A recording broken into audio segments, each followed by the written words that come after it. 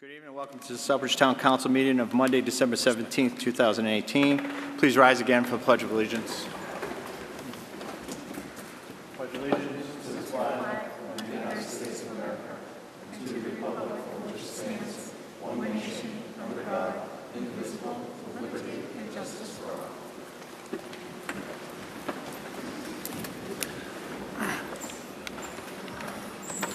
Roll call, Madam Secretary. Councillor Adams. Present. Councillor Daniel. Present. Councillor DePietro. Councillor Absent. Jovan. Present. Councillor Manna. Present. Councillor Morales. Present. Councillor Nash. Present. Councillor Steves. Present. Okay, we do have a quorum. Item 3, consider and accept the Town Council minutes of Monday, December 3rd, 2018. So moved. Second. We have a motion and a second. Errors, corrections, omissions. Councilor Adams. Just on page 3, number 11. Let's see, where's that at? Just Councilor Claire. Should be, instead of things, I believe it is, should be thinks, and then change in Councilor. Instead of 2 L's, 1 L. Oh, right. That's all I got. Thank you. Any further corrections? Yeah, there is one that I saw. It was under item 15A. Actually, it's 15A where you actually asked for the motion to suspend the rules. It's just spelling of sewer main. It should be M-A-I-N, not main as in here.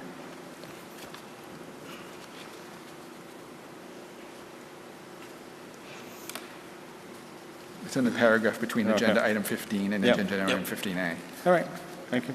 Any other further? All those in favor as amended? Opposed, unanimous, all present. Subcommittee reports, general government. I don't have anything to report, but we do have a meeting tomorrow night. Thank you. Department of Public Works, Council DePietro is not here. Do know that there are several items on the agenda tonight. I believe several of my colleagues have been there, so if there's any questions during that agenda items, we can discuss it at that time. EHS, Education and Human Services, Councilor Nash. Thank you, Mr. Chairman. Through you, no meeting minutes since our most recent meeting was 6 p.m. this evening. Item number 17 on tonight's agenda was discussed for consideration tonight. Another thing that I'd be happy to report is that tonight EHS was very pleased and grateful to have Mr. Ed Moore from Harrington Hospital in attendance to present and discuss and answer questions in regards to pediatrics and status of the hospital overall. My thanks in particular as subcommittee chair, and I believe I'll extend that on behalf of the other committee members to Mr. Moore and to former Councilor Clements for helping facilitate and bring that forward. We had a great meeting, and we appreciate the council's and redevelopment authority's indulgence while we had a few questions for Mr. Moore. So at this point, no other meetings are scheduled. Thank you. Thank you. Plan and Development, Councilor Adams. Thank you, Mr. Chair, through you. On December 11th, P&D discussed the fiscal year 2019 CDBG funds. They still have a open meeting that they have to do before it comes to Town Council and some engineering work for the fiscal year 2019 CDBG. Also, agenda items number 15, 24, and 27 were discussed, approved, discussing that. And I tentatively scheduled for January 8th for another P&D meeting. I got to get that on the calendar, though. That's all I have. Thank you. Protection of Persons and Property, Council Manna. Oh, thank you, Mr. Chair. I did have a meeting last week. You took the minutes. Thank you very much. And you chaired part of it. Thank you very much. There are some of the agenda items on here, the auxiliary police officer appointments. I do have another meeting scheduled for January. I forgot the exact date. I apologize. It is to review and discuss more of the hiring policy and the IOD process because we did identify problems. Thank you. Thank you. I do believe we set that for January 17th. Okay. I believe was the date on Okay. that. Thank you. I believe. It is a Thursday night. I believe it's 17th. Okay. Chairman announcements. So there's several announcements tonight. First off, regrettably, Councilor Kristen O'Clair had submitted her resignation from the Southbridge Town Council, which became effective on December 15th. I have confirmed with the town clerk that she did, in fact, submit her resignation to the town clerk's office. Given the date of her effective date of resignation, a special election is not triggered based on our town charter. I'd like to thank Kristen for all her hard work to the town. I wish her well in her new endeavors as she has moved out of town. So that will make, at the time of the June ballot, 4 positions open on the town council, 1 for a 2-year term and 3 3-year terms. Given the fact that Ms. O'Clair has resigned, I will have to make some changes to subcommittee assignments. So I'll be looking for some additional help from some individuals, and I'll probably be reconfiguring some of those subcommittees. And that'll be done after the first of the year. Did receive a letter from Bay Path from Dean Iacobucci, who is the business manager for Bay Path. His letter was dated to me and sent to me on behalf of for the town council, indicating that when Bay Path, when the state budget was finally ratified, Chapter 7 funding and Chapter 71 funding for Bay Path, the minimum contribution levels to the member towns was reduced. With that, the town of Southbridge is going to reflect a reduction in the amount of $27,206 in that assessment to Bay Path. So we like to thank Bay Path for communicating that to us, and we'll look to see what, if anything, we will do with those fundings based on education or other needs.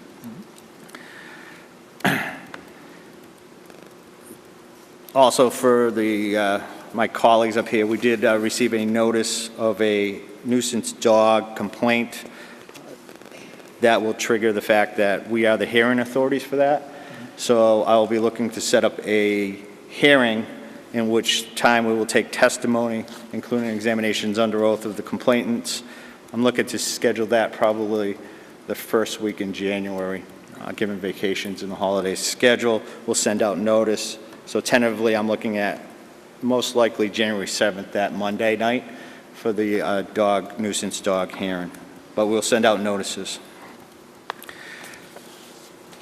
On another note, it's been pretty public with the Southbridge School Committee and others in town about some of the issues in Southbridge Public Schools. I just want the community to know that this council has been in regular communication with both the town manager, and the council has been in regular communications with the Southbridge Educational Association Union President David Williams, as well as the school receiver Jeffrey Villar.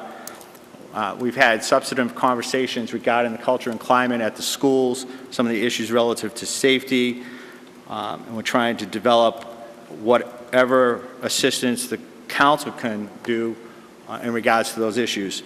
I know school receiver Villar has been very transparent, I know, to me and several of my colleagues about what the issues are, what the statistics are on the behavior at the schools, what some of the intervention strategies that he's looking to implement. So just want to let you know that we are aware of those issues. We are working closely with the school side. The bottom line is that we all have to work together to achieve changes in the district and in the schools.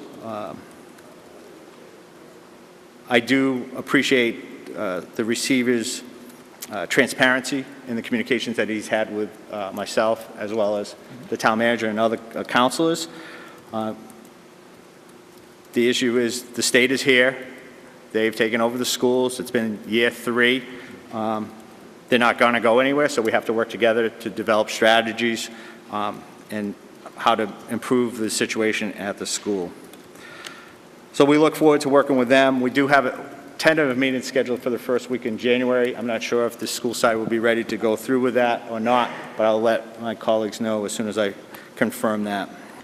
I'd like to congratulate the Southbridge Police Department on Lions Club and the Cops and Kids program. Last tally at last week's Lions Club meeting, they indicated that over 3,000 toys were donated, and over probably approximately 200 kids are participating in that program. So great job by all around on that. On another note, we have received notice that the cable renewal process will be taking place. Received a letter from the Commonwealth of Massachusetts Department of Telecommunications and Cable.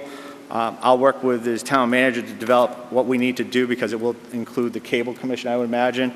But the formal renewal process will be starting, and there's certain rights that we have to communicate, and it looks like the renewal, our charter communications agreement expires on June 26, 2021, so we're in that position that we need to start working on that process.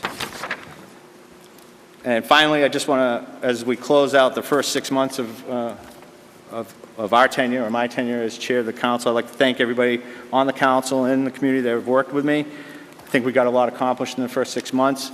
We have a lot more to do, but just want to wish everybody happy and safe holidays, a happy and joyous new year, and I look forward to working with you all.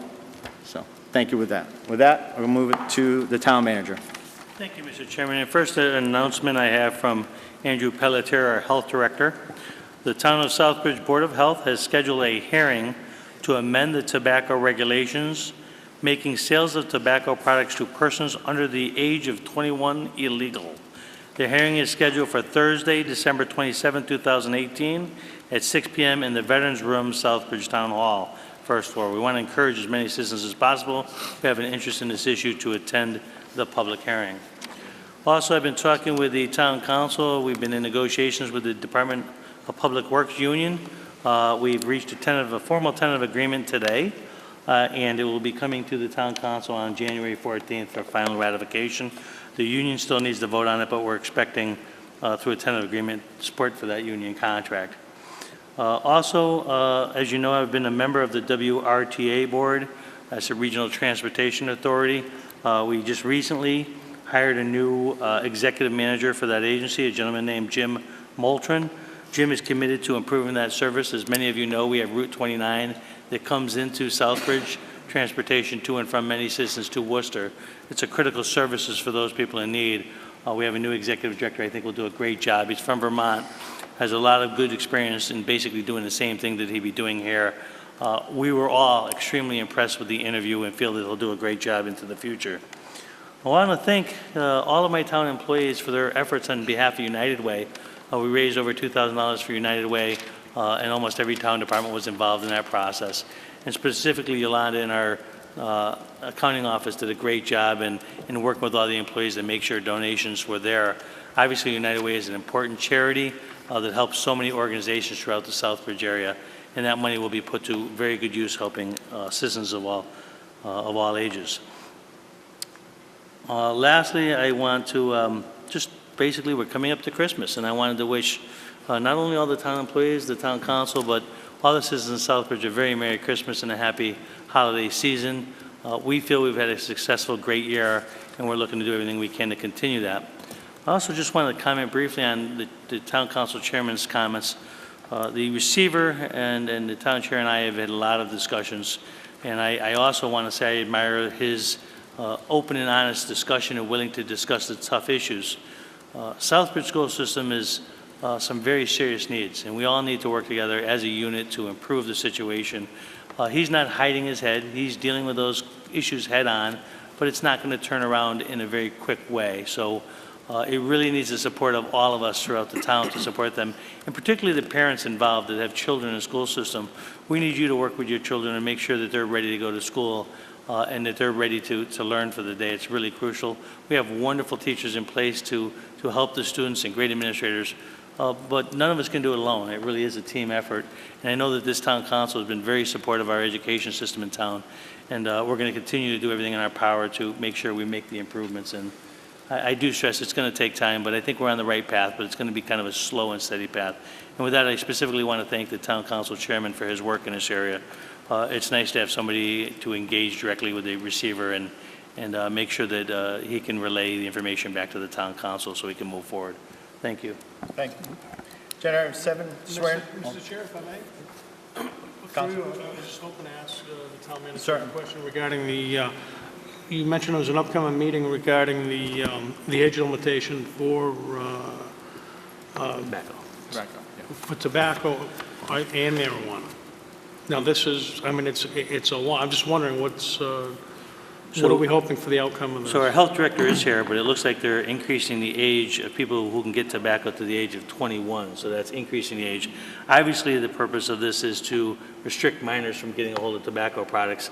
As you know, there's been a nationwide effort at trying to reduce tobacco use, and frankly, on a nationwide effort, you're seeing a lot less people using tobacco, particularly minors, than there used to be.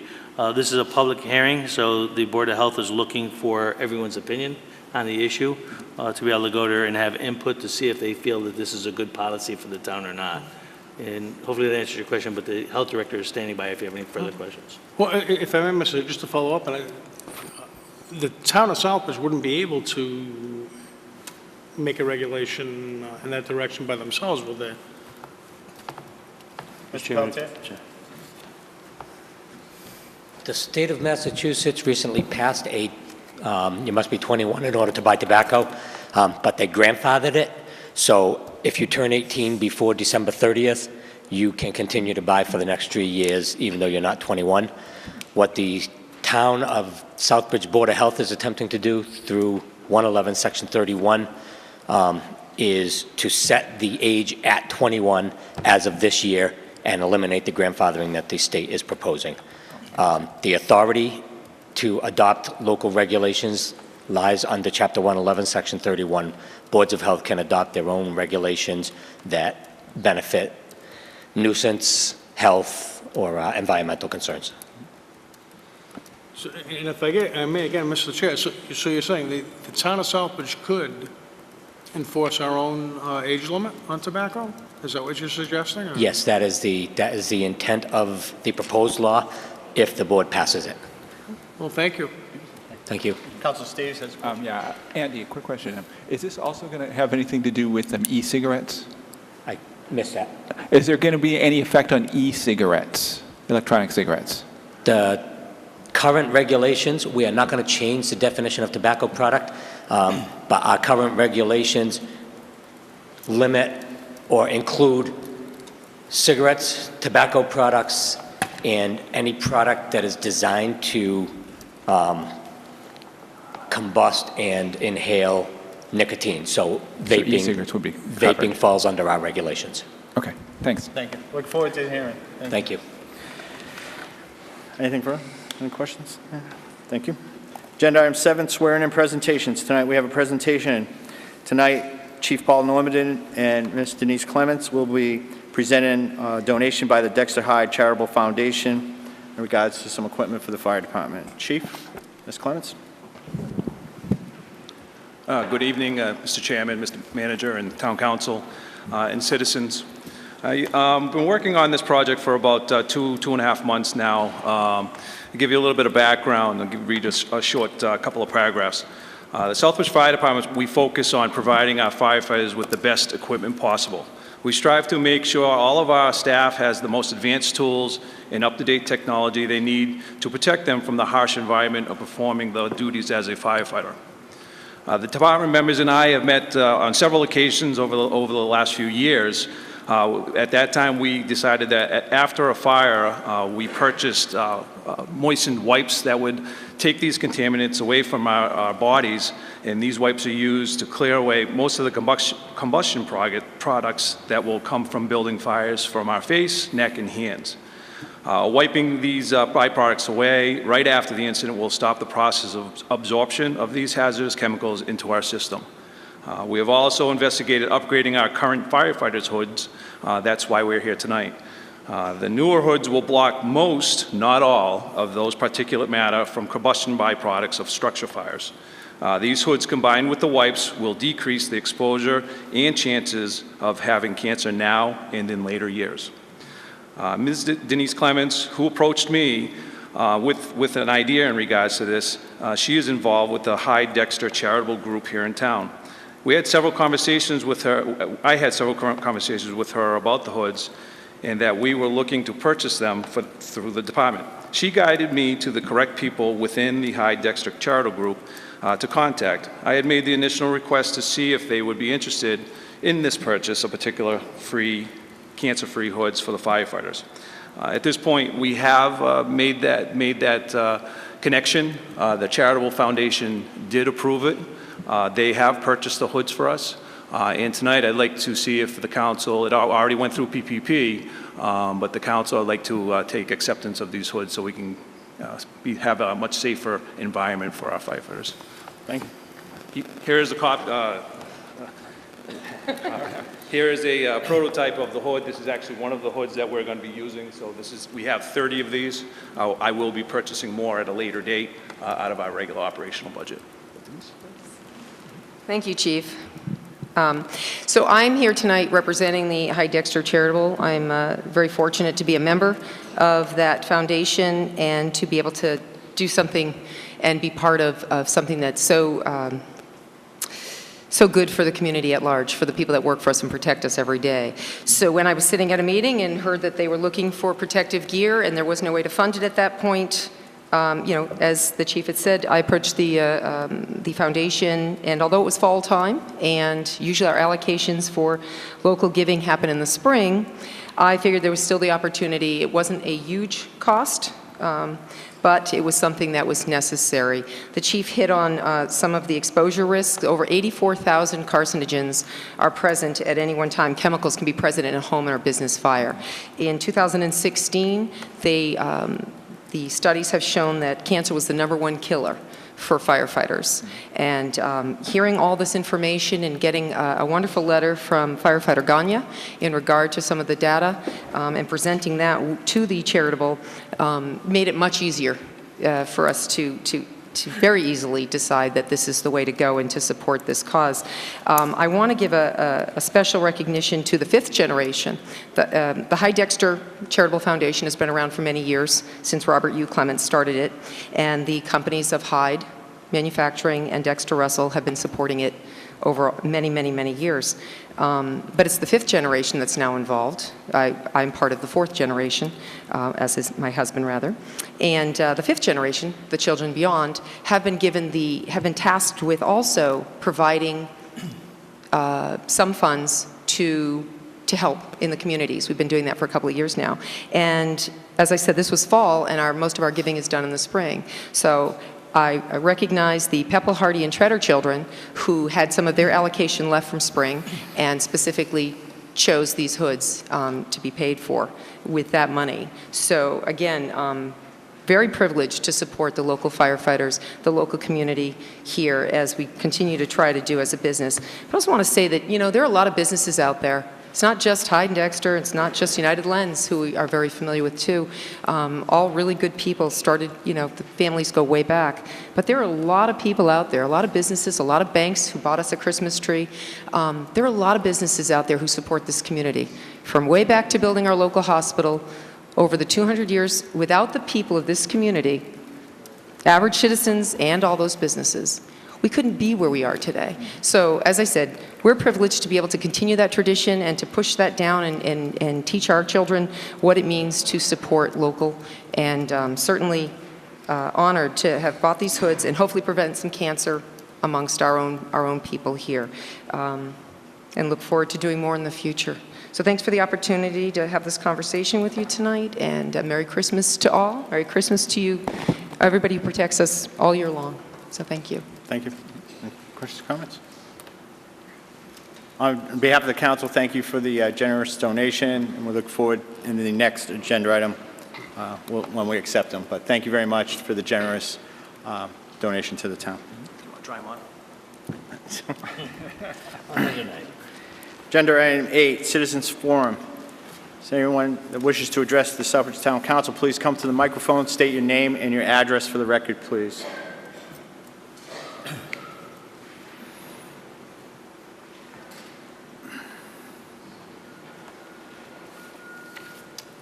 Good evening. My name is Rick Stoddard. I'm a local resident at 23. What was it? I'm sorry? I'm sorry? Rich what? They just have to get it for the record. Rick Stoddard, Oh, okay. Stoddard. And just your address for the record. 23 Jacobs Road, Southbridge.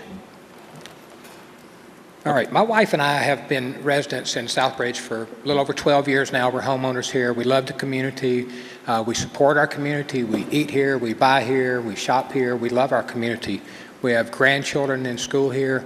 But my main concern tonight is to discuss the 5.7% residential tax increase. You know, we have a lot of people in town who are on fixed incomes, and this really poses a problem for a lot of people. I know that my water and sewer bill just went up $50. In 5 years, I'm looking at paying for trash and recycle pickup, and it's reaching a point now where my wife and I, as retired people on a fixed income, like so many other people in town, will have to decide if we can afford to stay in Southbridge, where we love to be, or we're going to have to find somewhere cheaper.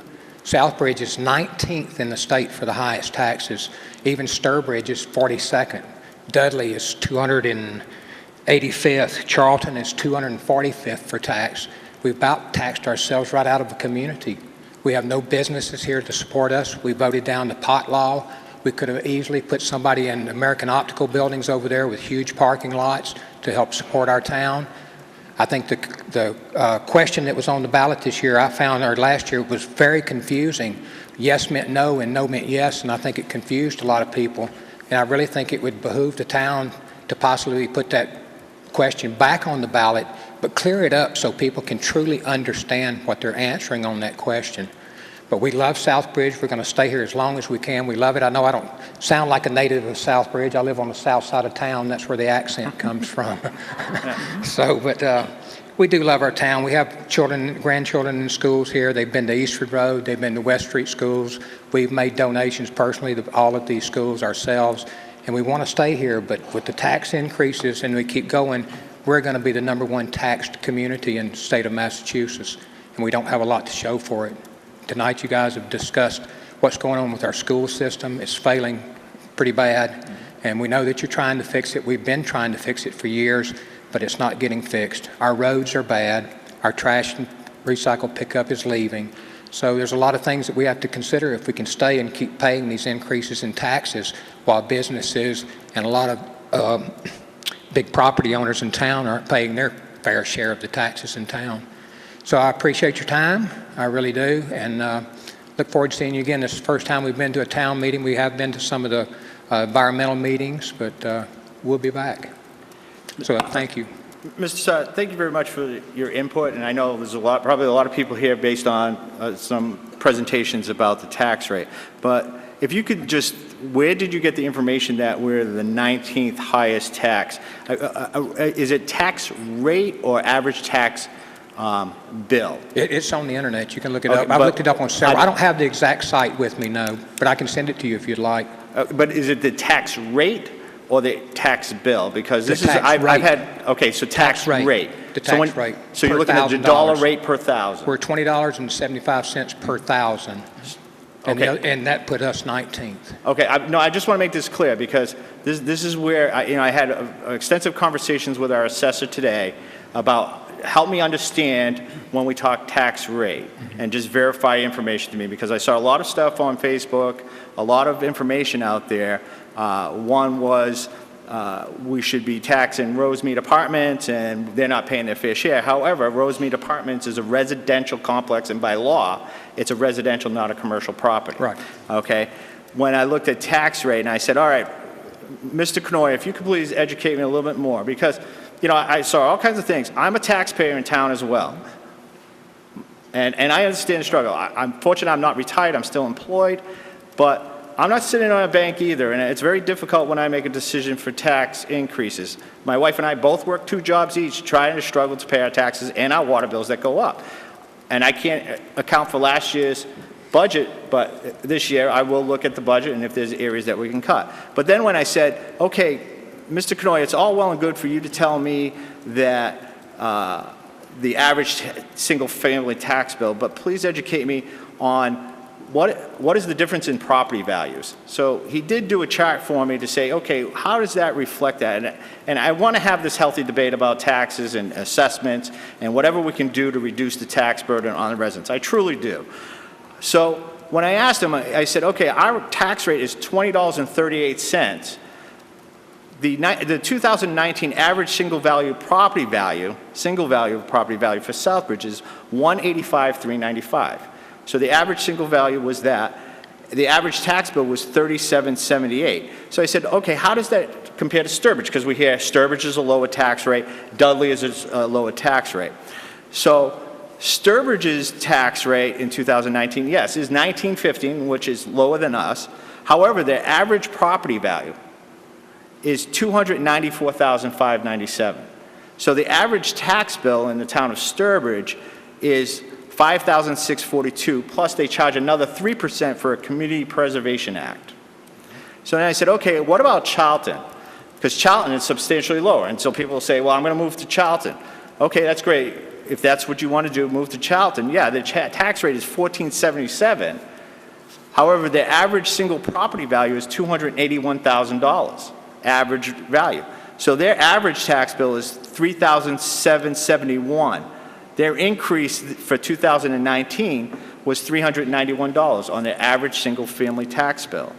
The town of Dudley, which enjoys a 13.5-cent tax rate, so we look at Dudley and we say, oh, well, wow, you know, they're paying a lot less.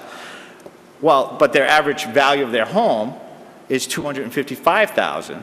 So the average tax rate there they had a substantial tax rate increase this year. Their tax rate, their tax increase on their average single-family residence went up $584 on the average single-family rate. So I think that's something that we as a council have to take a look at. One is property values. Okay, how does that reflect into the tax rate? So it is a healthy discussion. I'm welcome. Anybody wants to come down, we can have further meetings on this. I'll have a town meeting with my councilors if we want to sit there and talk about the tax rate implications and how it relates. The tough decision last week, just for the public, and I know there's a lot of people here, so it's a great time to have this jumping off conversation because I know it's Citizens Forum, is we set a classification. So a single-family tax classification, a single-rate tax classification. So I welcome your comments. I want to work with you. I'd be more than happy to meet with you at any time. I think any other councilors. So thank you for that input. But before anybody else gets up here, I just wanted to get that information out that we are researching it. So thank you. Okay. Appreciate it. Thank you. All right. Thank you. I'm just going to go through this. Mr. Marchetti, state your name and address. Good evening, Mike Marchetti, 120 Marie Avenue. There was a lot that was discussed at the public hearing a couple weeks ago, and as I asked at the time, I would hope that these things go on the web page first so we can look at it, take a look, and so we can come up here with some good questions. So now Will has put it on the website, and I have taken a look at it. There were a couple of issues that I had with some of the comments that you just made. First of all, home values really have nothing to do with the tax rate. I have talked to some people who are tax specialists, people who run other towns. How do towns determine how much we're going to pay in taxes? Home values, actually, as they go up, your tax rate goes down because you have a larger amount of money to pool from. As an example, if the town needed 10 million and home values in town were 100 million, that'd be a 10% tax rate. If the home values went up to 200 million, then the tax rate would go down to 5% because now you have a larger amount of money to tax from. So actually, as the home values go up, your tax rates should go down. It's really not that complicated. The problem is Will Canoia comes up here and he makes it very complicated so you don't understand what's going on. It's as simple as this. The town had a certain amount of money that they needed to run this town. I'm okay with that. I don't have a problem paying my fair share of taxes. But what you did was that you cut commercial, industrial, vacant land, and 4-unit apartment complexes, and you dumped the rest of it on single families, 2 and 3 families, and condos.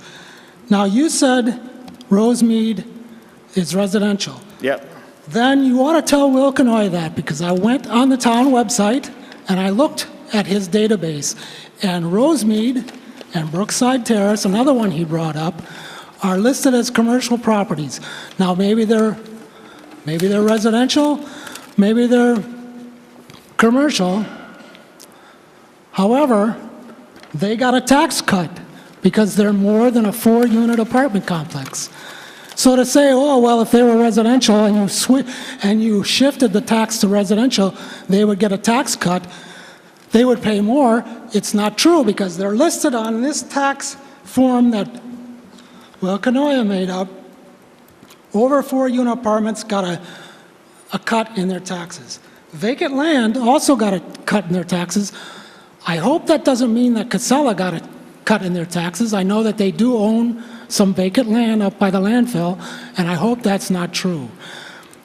Maybe they sold it, I'm not sure. The problem that I have is you keep shifting the blame to the budget from last year. But as you saw that I posted on the Facebook page, the town manager said the budget was a 3% increase, not 6%, not 16%, 3% increase. It's just a matter of how you want to divide it. And you decided this year to divide it so that commercial and industrial got a cut and homeowners got an increase. And it's as simple as that. It's not complicated. Thank you very much. Thank you.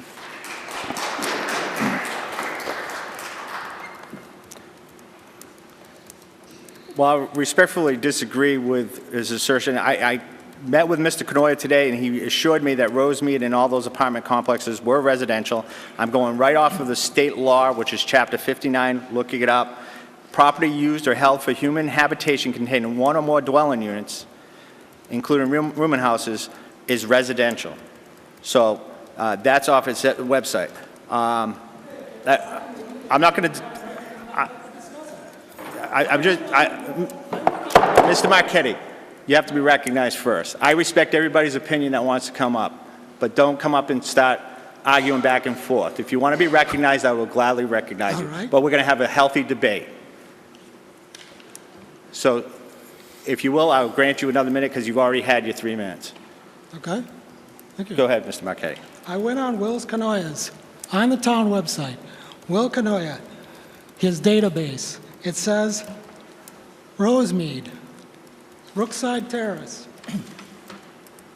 Both of the properties that he mentioned in his presentation, they're both listed as commercial properties. Are they residential or are they commercial? If they're residential, then Will probably should change it in his database. Okay. That's not what I'm arguing over, really, when it comes right down to it. If they're residential, okay, they're residential, but you gave them a tax cut anyway, because you listed them as over a 4-unit apartment complex. So it doesn't matter if they're residential? Not really, because you gave them a tax cut anyway. Thank you. So, the only comment I'm going to make is we didn't give any tax cut. I want to make that very clear. There was no different tax set in a tax rate. The tax rate for the town of Southbridge, regardless if it's residential, commercial, vacant land, any piece of property, is $20.38. So there was no cut in anybody's tax rate. The issue came down to what the property's values are. Which does not make sense. Is it the absolute opposite? I'm not going to argue with Mr. It's the absolute opposite. But what I want to say is my point of information for the public, because it's been said, there was no tax cut in rate to commercial property, residential property, or any other properties. They are taxed at the same exact rate. That was the purpose of last week's meeting, was to establish what the tax rate classification would be. Now, the valuation comes out of the Board of Assessors office that takes all the market data that's out there. They look at all your property values, and they look at residential, they look at commercial, they look at market trends. They establish the value of the property. So therefore, if commercial property is enjoying less taxes, it's not because this council put a different tax rate or cut a tax. It's because the valuation on their property decreased, where the residential and our homes increased in value.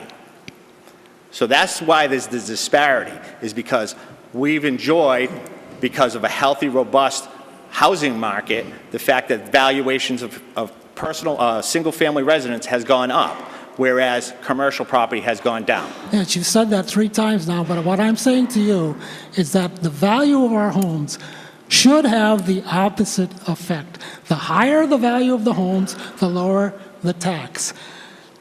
You say that commercial properties have gone down in value. He's got it listed here, the average value, $528,000, but yet Rosemead is worth $14 million. So where he came up with $528,000 is beyond me. But I don't really want to keep arguing with it. But I will say this. You say that you didn't cut anybody's taxes. No, you didn't. You raised my taxes.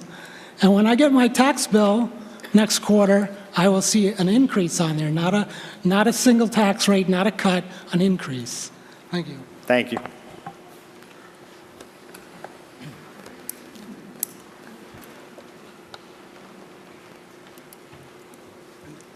John Plosky, 87 Old North Woodstock Road. One thing is certain, this isn't going to get settled tonight. I've heard people grumbling about it. Well, I came back 11 years ago. I wanted to say something then, but I was focused on the landfill. Personally, I like the way Southbridge does it. Mr. Canoyer doesn't. I understand the idea of keeping it simple. You're correct, Mr. Jovan, you guys didn't give industry and commerce a cut. It just happened that it seems when you look at the data, they're getting a break and we aren't. And you hit the nail on the head. It's not that the industrial value is great, it's that housing is hot. And that's just the way markets work. The timing is awful. You addressed at the last meeting some of the things that need to be done, the same mistakes that are repeated ad nauseum isn't an exaggeration. You guys know, especially, like I know Mr. Steves, not to pat anyone else on the back more than the others, but he's been around a little longer. Mr. Jovan, because you've been watching for years, and Mr. Nash, even before you're on the council, I heard you say some clever things, observations. And really all of you, one time or another, have said something that, you know, maybe some changes need to be made. These are things we've got to look at. But I think the taxpayers, even if you could do a little quick 110% on industry just to level the playing field, it won't really affect the tax much. Just give them, like, you know, when people negotiate with unions, okay, you just hit them, they thought it wouldn't be more than 3%. Because of the way things are distributed, it turned out it's almost double the 3% increase. If you can just give the taxpayers back a 0.5%, a 0.25%, you're not going to discourage industry from coming here. Because even if you went at 110%, industry would probably still be getting a little bit of a break when you look at the comparisons. But I think it makes the town look a little more clever. Because we're really a little of everything. We're a bedroom town in some parts of town. Unfortunately, some parts of town they need more attention in other parts of town. From our police, for example, there's a problem that's more of a medical problem that's affecting parts of this town, like a cancer. And I'm glad a lot of people in town are working with police. The police are being really good sports. I like the way people are getting treatment. I mean, we're doing about the best as anyone else is in North America. But on this tax thing, I know it's hurt. I know it hurt one real estate sale. Our schools, you know, you got to keep in mind, when you're taxing like that, our schools are nothing to write home about. I like our elementary schools. I don't hear too many people griping about the elementary school. And I think what's really been getting away, I'm sorry, I mean, I'm not an expert. I was on the board of trustees, you can check, at Quinsigamon Community College for 2 years in the 80s. I'm interested in education. My dad was an educator in this town for over 30 years. He was in something called a pre-vocational program. And I think it saved a lot of problems in this town. It took 8th graders that weren't on the high-end or fast track to the universities and gave them an alternative form of education. The school was helpful in town. They put up the Christmas decorations. They probably wouldn't let 8th graders do that today. We got to be creative. And I'm sorry, the state is the problem, not the solution. I'll say it again, and I mean this more than anything I said about the landfill. The state and its restrictions on our schools are the problem and not the solution. They're trying to do a one-size-fits-all. It's not going to work. Reason I know a lot about this, I lived in South Florida for almost 20 years. And don't tell me those Spanish-speaking children are smarter than our Spanish-speaking children. They aren't. It's the way they do it differently. We should look at communities that have a large population that speaks another language and look at their solutions that are working, and guess what? It's going to be fixed. The state won't even look at that. They're hostile to the idea because they're making it a liberal political issue. I'm sorry, that's what it comes down to. We could fix it in 2 years. Job it out to the diocese and tell them they still can't teach religion, and they'd fix it out because of this. I'm talking too much. Please give us a little bit of a tax break. Thank you. Just a little bite, just a nibble. 10% on the others will make a difference and give the town a sense of more holiday joy and glee. Thank you. Have a nice Thank New you. Year. Anyone else? Just state your name and your address for the record, sir. Chris Schoen, 59 Pinedale Street. Okay, thank you. I think everything that I would have said was said by the people that came up here before me. The only thing I would like to say, because I came all of this way down here to make sure that my voice was heard today, is maybe we should take a look at the zoning laws in this town. Maybe if Rosemead is classified as residential, that seems a little ridiculous that they're going to get a low tax rate when they're here to make money and we're here to live in our houses. And Thank you. Unfortunately, it's not a zoning, it's a mass general law. So it's under the law that says that it's a residential property. So, I mean, we could look at, our state rep, our state senator to see if there's any changes in the state law, but it really isn't because of our zoning regulations, it is really because of the way the law is written. Just so you know, okay? it seems like a steep increase, though. That's all. If it was like a 1% or a 0.5% or something like that, it just seems awfully steep. No, I certainly understand. I would say that we do have a great fire department and a great police department and a decent DPW, so hopefully you negotiated my union brothers and sisters a decent contract. Yeah, and certainly, sir, when we look at the budgets, that's the one thing that we have to weigh is all the public services that we have tremendous services, and the implication on our taxes, and how do we balance that as a community. So I thank you for your time. If at any time you wish to come forward at any meeting, I'd be more than happy to talk to you, sir. Thank you. Is there anyone else that wishes to address the council? Anyone else? Last time? Okay, seeing none, move forward with agenda item 9. Vote to accept the donation of cancer particulate hoods for the Southbridge Fire Department by the Dexter High Charitable Foundation. So moved. Second. Okay, any discussion? All those in favor? Opposed? Unanimous of all present. Thank you very much. I appreciate the donation, and to the fire department, wear them in good health. I truly mean that. Agenda item 10, vote to confirm the town manager's recommendation to appoint George Wollstonecroft as the plumbing gas inspector effective immediately for an indefinite term. So moved. Second. Second. Okay. Council Steves? Just one question. I remember when we had the You discussion. gotta wait till this goes on. Okay.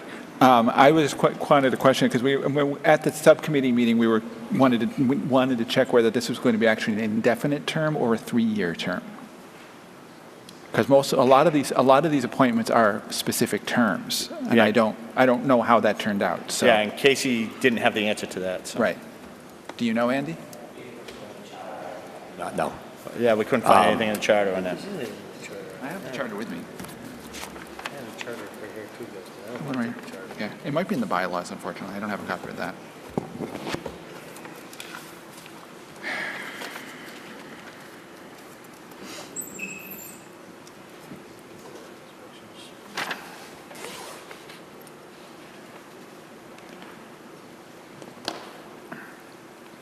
Yeah, I don't see where it would be in the charter. And that's on there.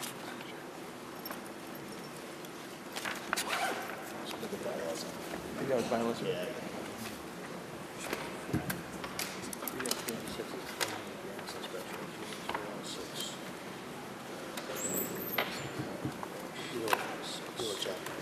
No.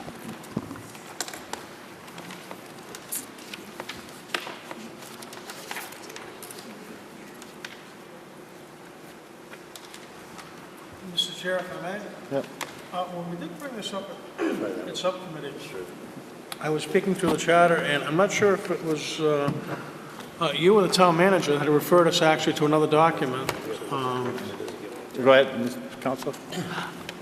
We were looking at this as subcommittee, same question that Council Steves just raised. There it is. And it was either you or the town manager, probably the town manager, that referred us to another document. Yeah, the managers looked at the bylaws right now. Through you, Mr. Chairman, you want me to read that little section? Go ahead. So just 3.316, plumbing and gas inspector.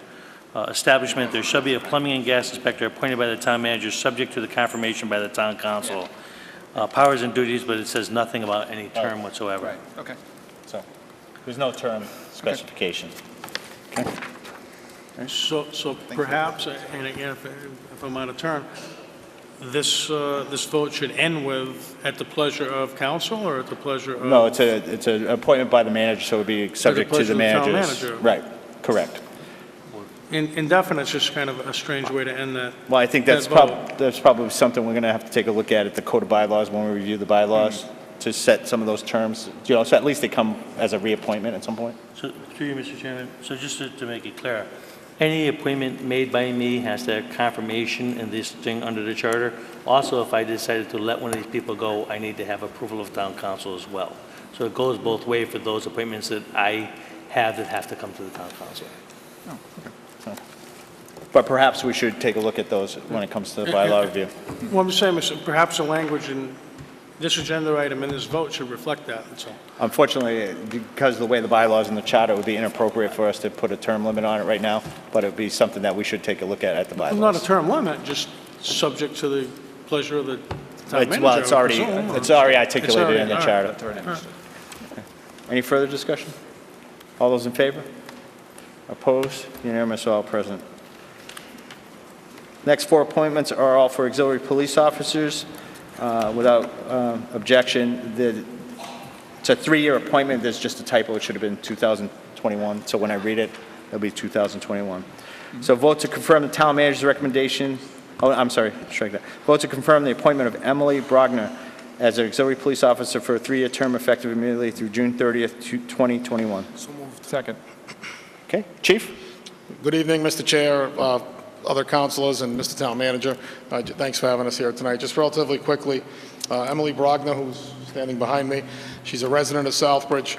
She's an Air Force Reserve, currently still serving. She's a public safety officer at the hospital. She was there for about 3 years, currently works in the banking industry.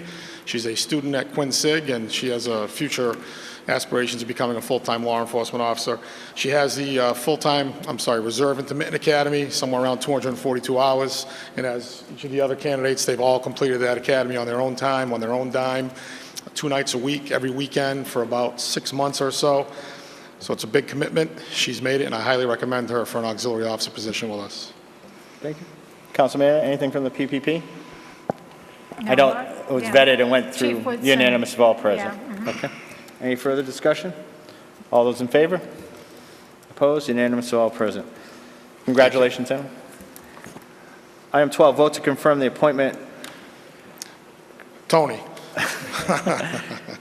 Anastasios Karamanakis. Is that pretty close? All right. As an auxiliary police officer for the 3-year term effective immediately through June 30th, 2021. Second. Okay, a motion and a second. Discussion? Chief? If I could, through you again, Mr. Chair.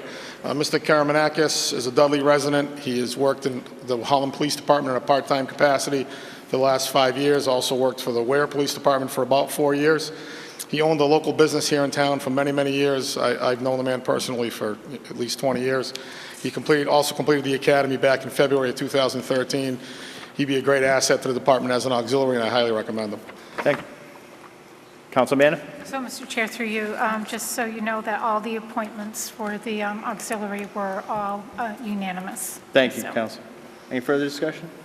Seeing none, all those in favor? Opposed? Unanimous of all present. Item 13, vote to confirm the appointment of Bradley Phillips as an auxiliary police officer for a 3-year term effective immediately through June 30th, 2021. So moved. Second. We have a motion and a second. Chief? Through you, Mr. Chair. Mr. Phillips is a Charlton resident, currently enrolled in Quinn Sig Community College. He completed the Reserve Intermittent Academy in June of 2017. He is currently in the concrete industry, and he's looking to get into the law enforcement business. This is a great stepping stone for him. He'd be a great asset to us. I highly recommend him. Thank you. Council Adams? I have a question. Thank you, Mr. Chair. On the application itself, it said that he had applied for employment in town back in July 2018. Can you explain a little bit further on that one? Or am I Sure. reading it? I like to keep our auxiliary at about, between 20 and 25. Once the numbers start to get lower for various reasons, a lot of auxiliaries move on to full-time employment in law enforcement somewhere in the state. So when they leave us, we replace in large numbers. So I'm not bothering the council every couple of weeks. Absolutely. He's a great candidate in the candidate pool. It's just, this was the next time positions came available. Thank you, Chief. Okay. Any further discussion? All those in favor? Opposed? Unanimous, all present. Vote to confirm the appointment of Donald Zamus as an auxiliary police officer for a 3-year term effective immediately through June 30th, 2021. So moved. Second. Chief? And lastly, Mr. Chairman, members of the council, Mr. Zamus is a Charlton resident. He is currently a full-time firefighter for the town of Charlton. He's been there for about 2 years. Like I said during the subcommittee meeting, we're trying to recruit him to come over to the dark side, and I think we're doing a pretty good job with that. He's also was a call firefighter for about 12 years in Charlton. He was a Charlton Police Auxiliary for about 5 years. He currently also works as a public safety officer for the hospital here in town. He also completed the Reserve Academy. He'd be a great asset to the department. Highly recommend him. Any further discussion? All those in favor? Opposed? Unanimous, all present. Congratulations, though. Thank you.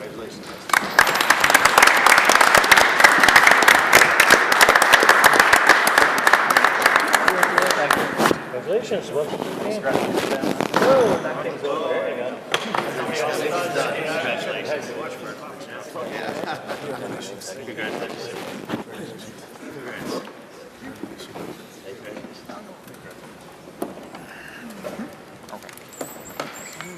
Item 15, vote to confirm the appointment of Terry Hensel, currently an alternate member to the as a full member of the planning board effective immediately through June 30th, 2019 due to a member resignation. So moved. Second. Discussion? No, sorry about that. I just wanted to, it came up on 11 December, we had the P&D subcommittee meeting. She's already been attending all the planning board meetings. Obviously, we P&D and town council, we ended up voting to confirm her back in October, I believe it was, of this year as an alternate. So there's an opening and perfect person to go back in. Thank you. Any further? Mr. Manager, you all set? I was just going to say the replacement of Paul, I want to say Muskie, M-U-S-C-I. All right. Any further discussion? All those in favor? Opposed? Unanimous, all present. Congratulations. Item 16, vote to accept the MIIA grant according to OSHA Safety for Public Sector, MGL Chapter 149, 6.5, in the amount of $2,924 for safety equipment purchase of multi-gas heaters and backup cameras. So moved. Second. Discussion? Chief? So I can proudly say that newly appointed Deputy Chief Hulick and myself were notified of this grant ending 17 hours prior to the deadline. We were both unaware of this. Mindy from the Treasurer's Office sent out an informational for it. We both looked at it, found areas that we could apply for things in regards to workers' compensation and safety within the department. So we went forth and got some invoices and quotes in regards and submitted the whole package. We were awarded $2,924 to complete 2 projects. One side of the project was for 2 multi-gas meters to protect our staff. That was for $1,752.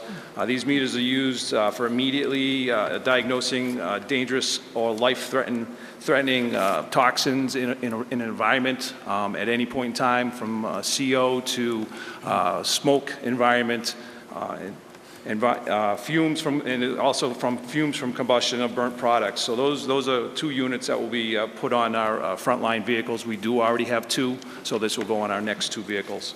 Then the second request was for $1,172 for 2 backup cameras.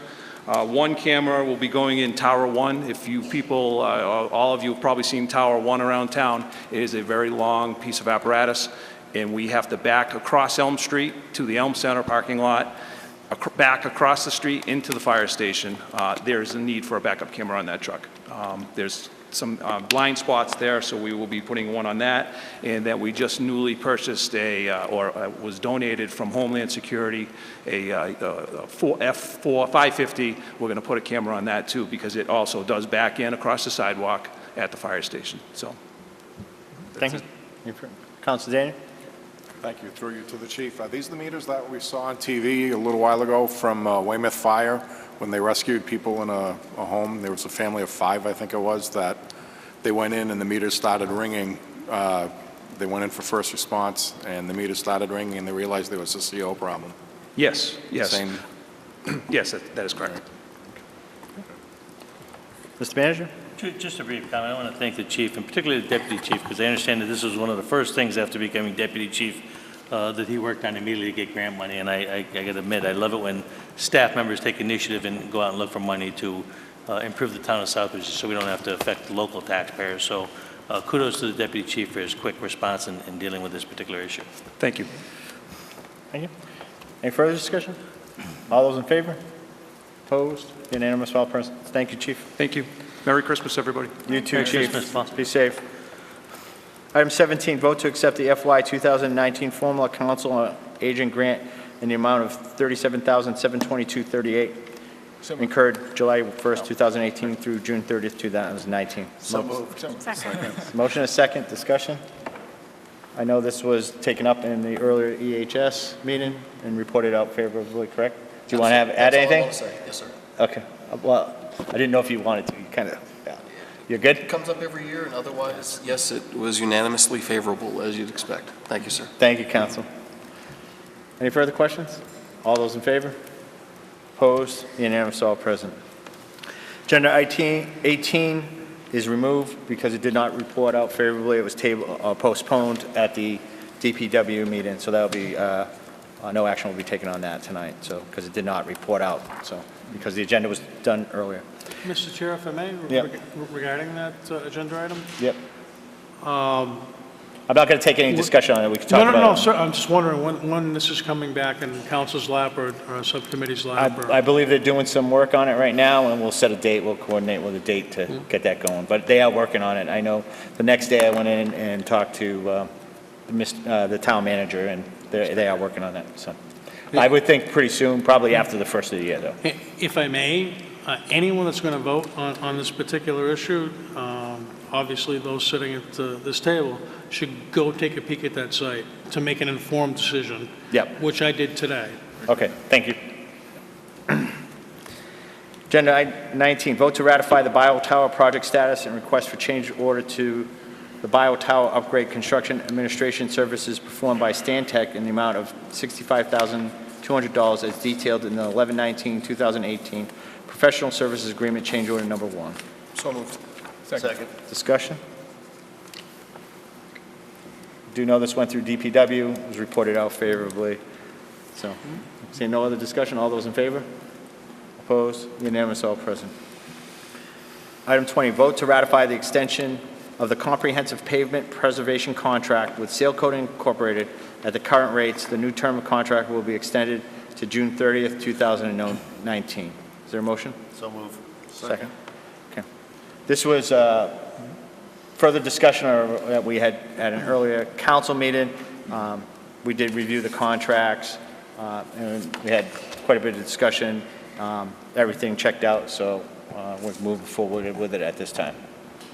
Any further discussion? All those in favor? Opposed? Unanimous, all present. Item 21. Vote to approve the purchase of 2 vehicles for the Water Department as approved in the FY 2018 water budget. So we'll take them separately, okay? So there's 2 vehicles. Vote to approve the purchase of a 2019 Ford Ranger XL as detailed on the MHQ quote labeled 4A with existing number 84 2009 Ranger to be traded in for the quoted amount of $1,750 with the total cost being $28,365. Is there a motion? So moved. Second. Discussion? Councilor DePietro? Yeah, if I may, Mr. Chair, I'm in favor of both of these purchases. However, I don't like the fact there's an A and a B here. Perhaps in the future, We'll go 21 and 22. council would have a choice of 1 or 2, Okay. not 2 or nothing. Yep. Well, no, we are doing them separately. So we're going to do A first, so there's a separate vote. So even though it's one agenda It item? is 2 separate votes. It's 2 separate votes, yes, sir. Thank you, Mr. Yeah. Chair. So on item A, Any further discussion? All those in favor? Opposed? Unanimous, all present. 21B, vote to approve the purchase of a 2019 Ford F-350 with plow as detailed on the MHQ quote labeled 4B to replace number 82, that's truck number 82, which is a 2010 Ford F-150, with the Ford F-150 going to the DPW to replace number 12, 1996 Ford Ranger, which will be traded in for $350 with a total cost of $43,220.10. Motion? So moved. Second. Discussion? Okay. We had extensive discussions on this at DPW, and it was reported out favorably. All those in favor? Opposed? Unanimous of all present. Item 22, vote to ratify Ty and Bond's proposal to provide engineering services related to the procurement of a contract operator for the development of contract documents for the contract operations of the wastewater treatment plant and collection system in the amount of $25,400. So moved. Second. Discussion. Councilor Nash or Town Manager? Councilor Nash? Yeah. Thank you, Mr. Chairman. Through you, I'd be happy to just make a quick point, and then I'm sure the town manager has more to say, but this was the committee to which you appointed me to work alongside the town manager, the finance director, the DPW director, and the town engineer. And the memorandum and documentation provided in the packet is quite extensive and descriptive, and Ty and Bond has met all of the qualification requirements and criteria that were put forth in the request. So I'm certainly happy to join the town manager and the rest of the committee in supporting this. Thank you. Thank you. Mr. Manager, anything else? Chairman did an excellent job, and I'm happy with his explanation. Any further? All those in favor? Opposed? Unanimous of all present. 23, vote to approve the transfer of funds totaling $25,400 from sewer capital reserve account number 600.440.5830.8950 to sewer technical services account number 600.440.5830.19583 to cover the cost of the development of contract documents for the contract operations of the wastewater treatment plant and collection system. Second. Discussion? Mr. Chairman, this is simply a transfer of funds to get the money in the right account to pay for the consultant, and that in this particular case it's for Ty and Bond. It's sort of standard just to make sure we have the money to pay. Okay. Thank you. Any further discussion? All those in favor? Opposed? Unanimous of all present. Vote to ratify contract change order extension request from B&W Paving and Landscaping LLC for Phase 1 of the Central Street parking lot construction, increasing the contract amount by $102,020, which is within the project budget, and extending the contract date to June 30th, 2019. So moved. Second. Councilor Adams? Thank you, Mr. Chair, through you. This was approved unanimously. So what they're doing is they realize that they can actually do some more work over there during the Phase 1 cycle of Central Street parking. So they took some of Phase 2 and moved it over to Phase 1. That's why the increase. And I just heard something, Rose. Also, these 10, I think it's 10 lights that they're going to put in, all the conduits and everything like that. So this isn't, they're just moving some Phase 2 projects to Phase 1. That's it. With available money. With available money within the budget. Okay. Any further discussion? All those in favor? Opposed? Unanimous of all present.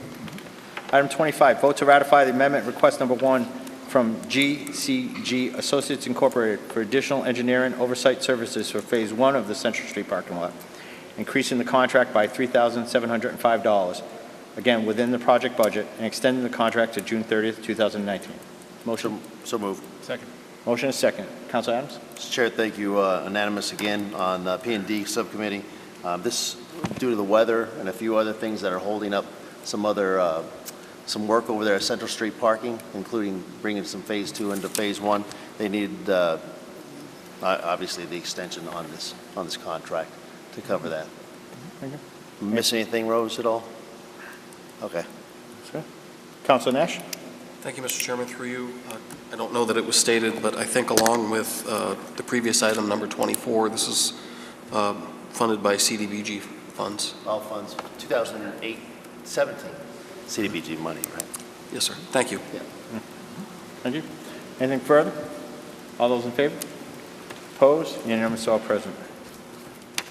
Item 26, vote to ratify the agreement with GCG Associates for peer review services under Mass General Law, Chapter 44, Section 53G, in the amount of $1,950 to be funded from account number 215.50.4320.8370, purchases of services, outside consultants, plan in Mass General Law, Chapter 44, Section 53G. So move. Second. Ken? Do you want to? I do want to say, thank you, Mr. Chair, before Ken starts his piece. This did not go in front of the P&D, but it was agreed upon myself, and I believe you, Mr. Chair, to move it forward to the town council quickly. Thank you. That's all I have. Okay. Ken? Good evening, councilors. This item before you is a service agreement for a peer review that is done for a special permit, a public hearing that will be scheduled on January 2nd. The next council meeting is January 14th, so I think because of the timing of when the application was received, understanding that there is a timing in regards to the Zoning Act that a public hearing should be scheduled, this was the recourse. The town council has approved these types of contracts before. As mentioned in the memo to the chair, the money is passed through a revolving account that is for these types of reviews. The applicant pays for this. I do solicit 3 quotes and have done so here. GCG Associates has provided the lowest quote, and we have worked with GCG in the past for these peer reviews. So this is a service agreement that the council would approve. Councilor Adams? Thank you, Mr. Chair. I do want to note that Ken and I talked today. You did say that the money was in the account already, right? Paid by the petitioner? So the applicant did submit a check for the lowest quote of $1,950, and it is, it was turned over. Thank you. That's all I have. Thank you. Councilor Steves? Yeah, I know it's a little bit off, if you don't mind me, just for a second. I was actually up at the airport over the weekend, and I was curious, are they aware that they probably have to go to the FAA for this project too? And I'm sure the applicants are aware of that. They don't necessarily, I think, share what they have in front of them as far as whether or not they went to those authorities, and that will be, at the public hearing that will be discussed, I'm sure. I have solicited responses from the town departments, including the Airport Commission, and will share those in the public hearing with the planning board. I'm sure they are aware. I'm doubtful that they wouldn't have checked on that prior to doing their engineering. But I will definitely share the concerns that have already come through the town planner's office. Okay, thanks. Councilor Adams? Mr. Chair, I do think they've already talked with Ron up at the airport and their committee over there as well. I've attended a few of them, so they have been discussing these solar panels quite often.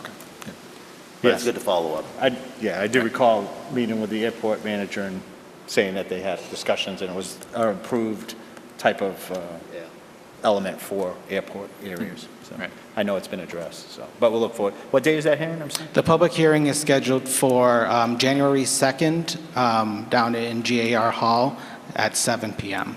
Okay, thank you. Any further? All those in favor?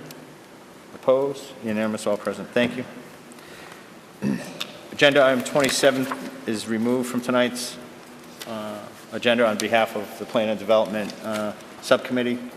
Requested that it be removed because it was premature to be brought up on the agenda. So it'll be referred back for further study, correct?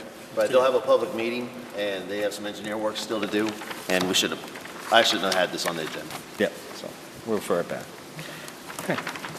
28, Council's Forum. Who wants to start tonight? Council Manna, we'll start with you. Merry Christmas. Happy New Year. Councilor Nash? Thank you, Mr. Chairman. Through you, just a couple of quick things tonight. First of all, I'd like to take an opportunity once again to thank Ed Moore from Harrington Hospital for joining myself, Councilor Adams, Councilor Daniel, and Ms. Christo of the EHS Subcommittee this evening to discuss the status of the hospital. Everyone's time is valuable, and it was very good of him to join us to answer some questions and to provide some information. I appreciate the questions that were asked, especially by those of Councilors Daniel Adams and Steves, and I appreciate Councilor Steves and Councilor Daniel asking that we invite him. And with that, like I'd said, I appreciate former Councilor Clemens helping us to arrange that. I'd also like to take a moment to, in case I don't get the chance in January, thank Ms. Rose Kernoyer for her many years of service to the town of Southbridge. I know that she has submitted her retirement, which is, I don't want to say disappointing because I'm very happy for her. She's been very pleasant to deal with, very knowledgeable, and she's always prepared when it comes to discussing CDBG. She's always on and above par when it comes to meeting. You know what I mean. It's great, and I wish you all the best, Rose. Thank you for your many years of service. I'd also like to just take a quick moment to wish former Councilor Kristen O'Clair all the best. I know that I didn't always agree with her, but she was always very formidable with her facts and figures, and I learned a lot being against her in certain subcommittees on occasion, and maybe even up here, and we're a council of 8 once again, and that's nothing new. I think Councilor Steves in particular, and Councilor Manna, and Councilor DePietro in particular, Councilor Morales, we were there last year. We'll continue to do the hard work and do what we have to do, but all our efforts are not for naught. We will get things done. Kristen, lots of good luck to you. Finally, I want to take a moment to echo the same thing everyone's going to say, and that is Merry Christmas to everybody. And if you do me one kind favor, please keep in mind those that can't be at home for the holidays, including soldiers, sailors, airmen, and Marines. And you've all heard me say it before, but I can't remember, but 4 or 5 times in the last 15 years, my brother's been home. So this year is no exception. I hope it's the last time he's not home for a long time. But please do consider that there are members of our community that aren't with us this holiday season. With that, Merry Christmas, Happy New Year, and thank you for a good first 6 months of this sitting council. Thank you. Thank you. Councilor DePietro. Thank you, Mr. Chair. As some folks came to the microphone this evening and addressed, one of the biggest questions I get from folks on the sidewalks and so forth, why are you doing this to my taxes? Why are you doing this to my water bill? What are you folks doing? And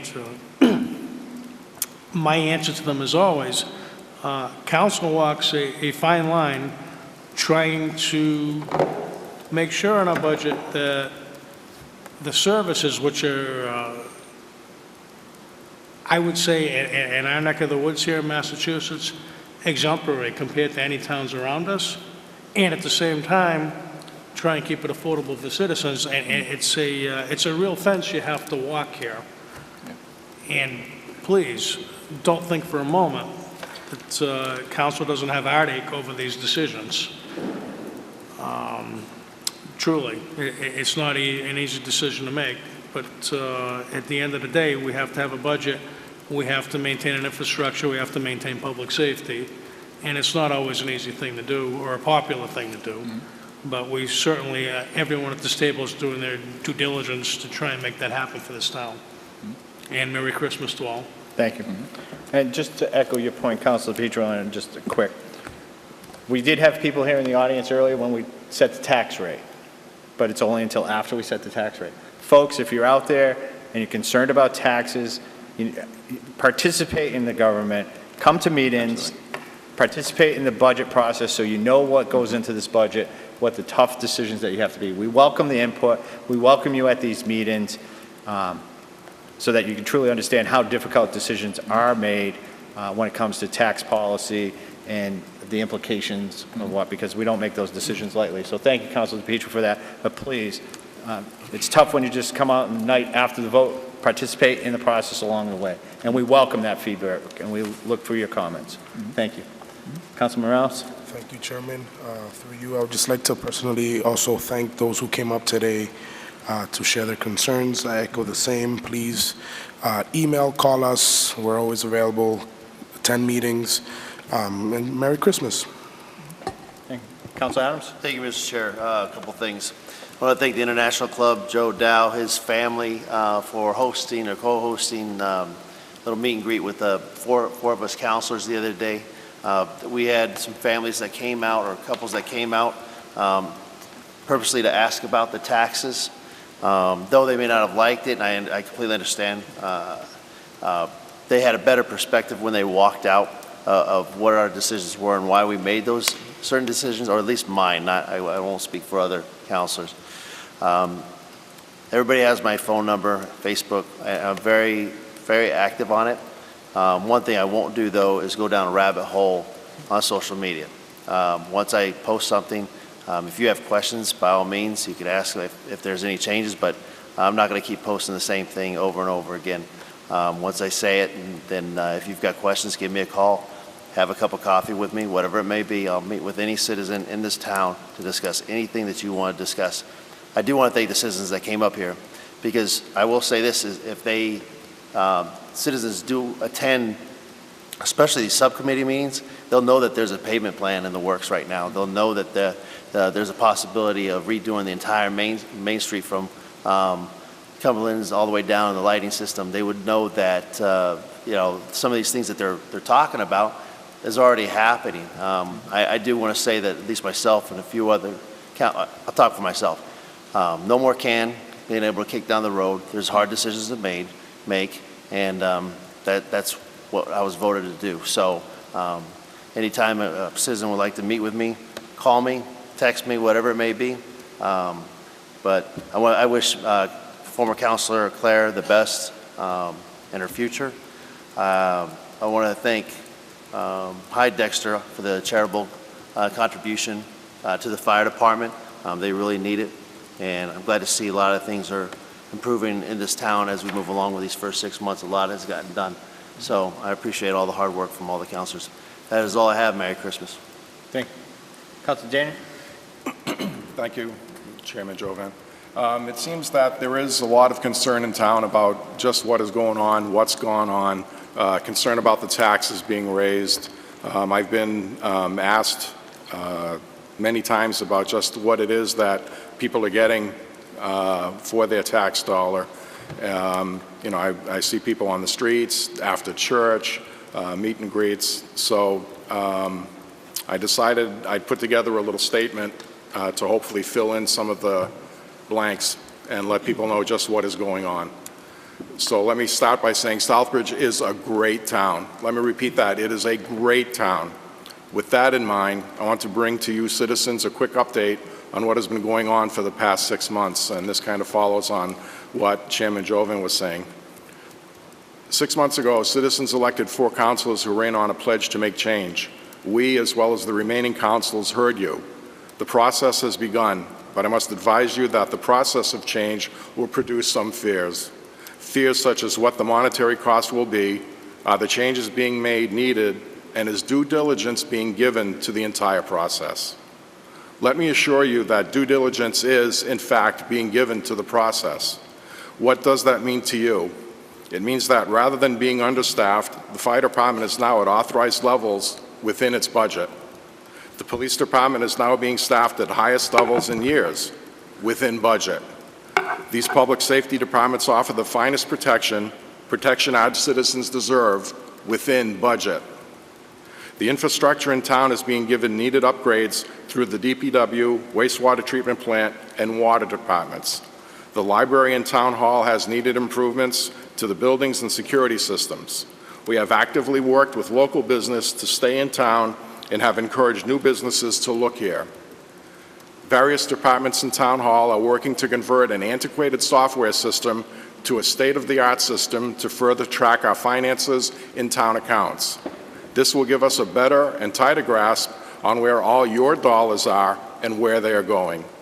We have been actively involved in monitoring Casella and the landfill and will continue to do so. We have worked with the town manager to produce new, concise, and measurable goals and objectives so he may better serve the town. In short, we have not stood still. Please be advised, however, that some of this change comes with an added cost. It is not a cost that we have glossed over. We have looked at options and choose the best option, which is cost-effective and gives you the most bang for your dollar. Why are some of these costs needed, you ask? Needed infrastructure work has been delayed for extended periods of time. If you want to repair your roof, if you wait to repair your roof and further damage sets in, the roof costs more to repair. We are now making those repairs that have been long delayed. To wait longer or apply Band-Aids is, I personally think, financially imprudent. I think it's just plain wrong. We cannot continue to hope and pray that something great will come along and save us. We need to make that happen for ourselves. That is what I ran on, that is what others have run on, and that is the message that this council heard. My pledge to you is that we will continue to listen to you and your concerns, suggestions, compliments, and complaints. We will continue to work hard for you and do all due diligence as issues arise before the council. We will continue to work to bring positive energy and change for the good of all of Southbridge. All I ask is that we keep working together, that we face the fears of change together, and together we will see a glorious Southbridge. I want to take this moment to wish you all a blessed and Merry Christmas and a joyous New Year. Thank you. That's all I have. Thank you, Councilor Daniel. Councilor Steve. Thank you, Mr. Chairman. First off, wish everybody a happy Christmas and Yule or Hanukkah or Kwanzaa or whatever holiday you celebrate, secular or religious, because there's all kinds of things going on this time of year. But I also wanted to mention a couple of things that were brought up earlier during the Citizens Forum, a couple of thoughts sparked by people's comments, and I appreciate the fact that you come forward. Please do whenever we're up here. That's what we're here for. But I wanted to point out a couple of things. There's also a couple of ways that citizens can get involved in helping with the financial issues that the town faces that go beyond the kinds of specific things that we were talking about tonight. One of them, for example, is that right now, in the state legislative process, they're always looking to do funding for Chapter 70 and Chapter 90 road work in schools. And the schools are roughly funded, according to the way the state law is written since 1993, the foundation budgets are roughly $1 billion underfunded statewide. I don't know exactly what the figure is for our town, but it's probably in the $2 to $3 million range. So that means that we need to put pressure on our legislature to fund that adequately so that it comes back to the towns for the school services that we need. And the same applies to Chapter 90, which is the road funding. In that case, I emailed Heather, and you guys all saw it, where she told me that the roads in our town, we would need roughly $2.5 million a year just to bring them up to par, and to maintain them at a level that we need to be maintaining them. And that's another issue at the state level, too. Over at statewide, it's something like $600 million shortfall. And right now, the legislature is maybe, if they're lucky, looking at putting an extra $300 million in. In the last several years, they've done $200 million. One year, they did $300 million. So we really need to put some pressure on our legislators to adequately fund the schools and the roads. And if we can do something with those two issues, a lot of the other issues we'll be able to deal with a lot of them more easily, because we won't have to be putting so much money into roads and schools that we can put some of them into some of the other services that we need and stop having to play this shell game with money that we don't have enough of. So if you can get out there and help that and contact our state rep and state senators, that will help. And that's all I had to say at the moment. Our next meeting is January 14th at 7 p.m. here in the chambers. Thank you. Item 30, vote to enter an executive session according to Mass General Law, Chapter 38, Section 21A, to conduct the town manager's contract negotiations, and if the chair so declares, return to open session for a vote. So moved. Second. Roll call. Counselor Adams? Yes. Counselor Daniel? Yes. Counselor DePietro? Yes. Counselor Jovan? Yes. Counselor Manna? Yes. Counselor Morales? Yes. Counselor Nash? Yes. Counselor Steves? Some people don't understand.